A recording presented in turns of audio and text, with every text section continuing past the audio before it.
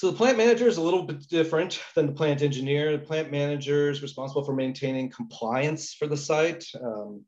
Most compliance regulations require documented and set policies and procedures in place in order to better secure the environment. Honestly, most of my compliance rules that I deal with are all around cybersecurity. So that's the perspective that Greg is bringing to this conversation. The idea is to provide a basic compliance is not the same as security, but if you don't have compliance or regulations, would you be at least coming up to that minimum level of cybersecurity protection?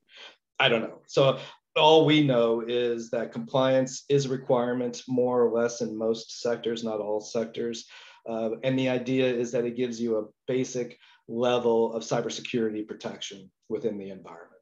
So the plant manager is worried about what policies and procedures do we have in our 200-page document.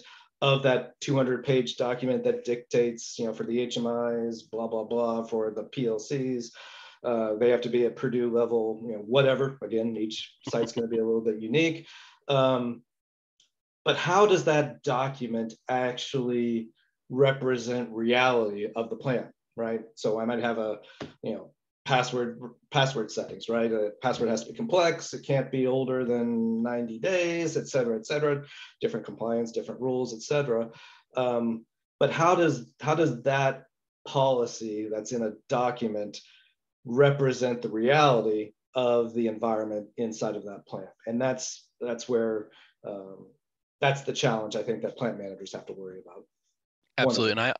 And I absolutely think that's also the plant manager's the role that is the first role where you start understanding what are we willing to accept from a risk standpoint.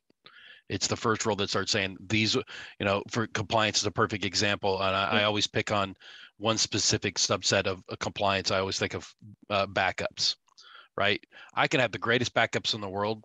I can be doing them nightly. I can be doing them offsite. All these great processes I've got in place. From a compliance standpoint, it doesn't exist if I don't document it too, right? I fail almost every standard out there. If I do all the backups, I do all the process, but I don't document it, I still fail from a compliance standpoint. Doesn't mean they don't exist. It doesn't mean I don't have a business continuity. It just means because it's documented, not planned, I don't achieve compliance. But from a perspective of a plant manager, have I mitigated that risk? So that's a decision. Each plant manager, I'd say, has their own perspective of what's that acceptance level. But this is really the first place where you start seeing a decision on what I'm willing to accept from a risk standpoint. We can go back to our patching conversation, right?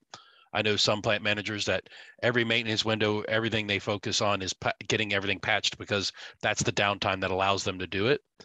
And I know some plant managers that never accept the patching risk and go, decade plus. And this is really where it becomes the decision of what we're willing to accept and what we're willing to move forward with.